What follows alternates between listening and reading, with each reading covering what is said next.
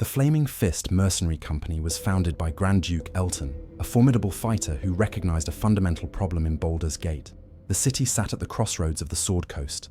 Wealth flowed through its harbors, trade caravans crossed its bridges, and with that wealth came disorder. Pirates, smugglers, thieves guilds operating openly in the lower city, while the patriarch nobility slept behind the old wall. The city needed enforcers, not a city watch beholden to patrician families, not constables who could be bought, but a professional military force that answered to gold and contract. Eltan built exactly that. He consolidated scattered mercenary bands under a single banner, a single hierarchy, a single payment structure, funded by the Council of Four, through taxes collected at every gate, every harbor, every crossing. The Flaming Fist would serve as the city's army, its police force, its projection of will. But officially, it remained a mercenary company, a contractor. The city could claim neutrality in regional conflicts, while its soldiers fought for the highest bidder. 6 ranks governed the Flaming Fist: Marshal at the top, then Blaze equivalent to a major, Flame serving as lieutenant, Manip the sergeants, Gauntlet comparable to a corporal, and Fist, the private soldiers who formed the bulk of the force.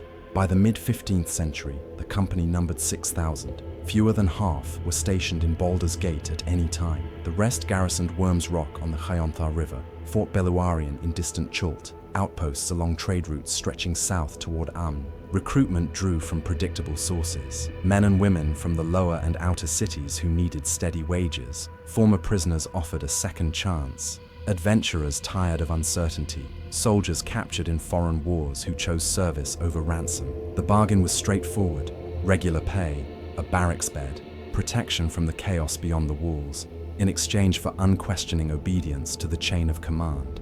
The Flaming Fist controlled the sea tower of Baldur, a fortress on a rocky islet in the harbor. They manned the walls, operated the massive chain that could seal the harbor against invasion. They patrolled the lower city streets where the Watch would never set foot. The Watch served the patriarchs, the upper city, the wealthy families behind the old wall. The Flaming Fist served everyone else, or rather they served the system that managed everyone else. In the outer city, that sprawling shantytown beyond the walls, the Fist rarely patrolled at all. They emerged only to pursue criminals who had committed offenses inside the walls. The residents of the outer city received no protection, no representation, no consideration. They were not citizens, they were a resource. The mechanisms of control were elegant in their simplicity. First, economic dependency.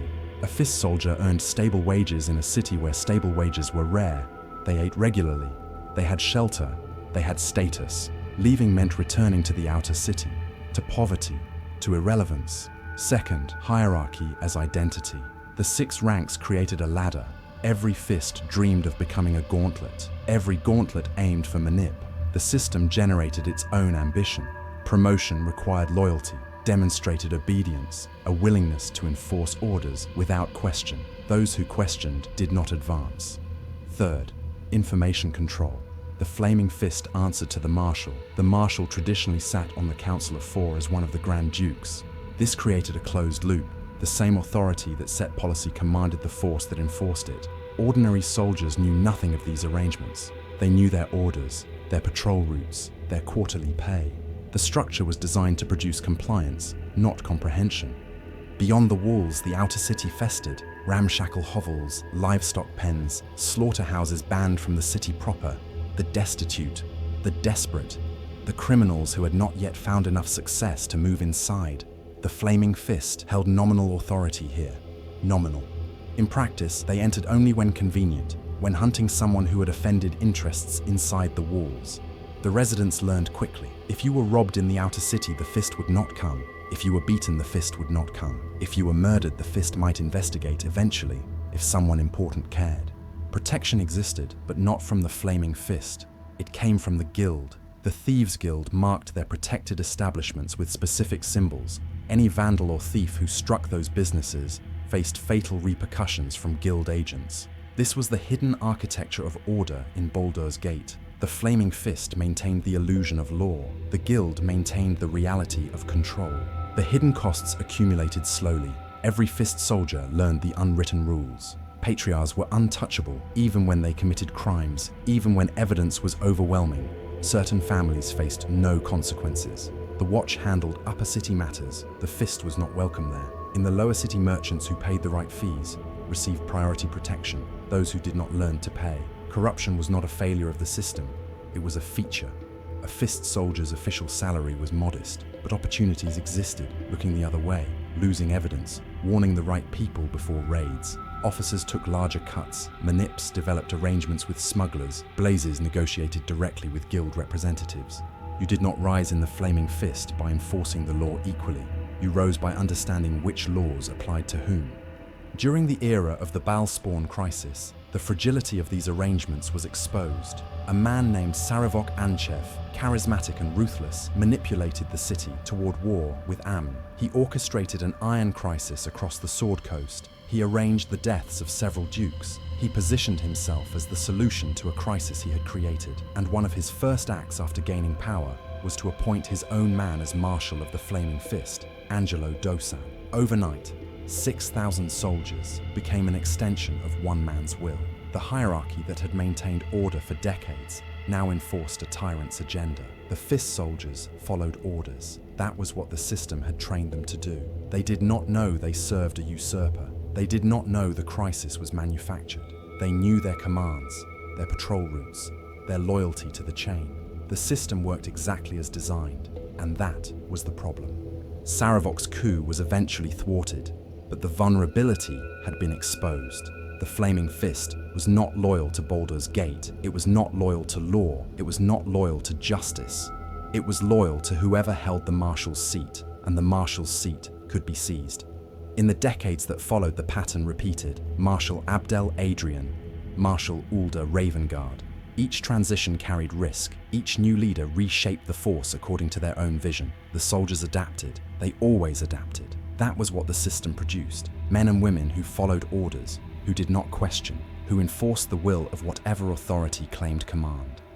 By the late 15th century, the Flaming Fist had evolved far from its origins. No longer merely a mercenary company, now the de facto military and police force of one of the most powerful cities on the Sword Coast. 6,000 soldiers, fortresses across multiple continents, garrison duties throughout the Western Heartlands, and still the same fundamental structure. Hierarchy maintained through economic dependency, loyalty engineered through promotion, information restricted to those who needed to act, never those who might question. The Patrias still ruled the upper city, the lower city still scraped by under Fist patrols, the outer city still received nothing.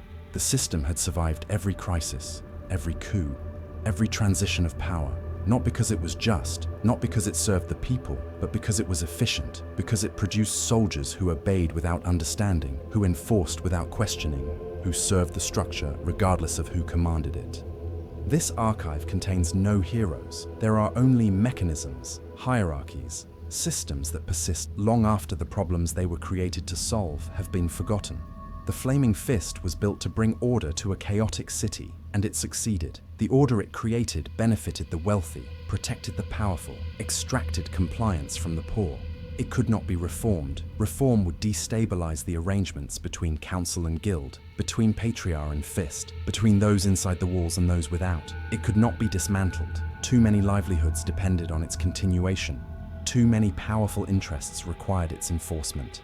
The Flaming Fist endures because the system that created it endures. And every soldier who takes the oath, every Fist who dreams of becoming a gauntlet, every officer who learns which laws apply to whom, they become part of something larger than themselves, something that will continue long after they are forgotten. There is only record,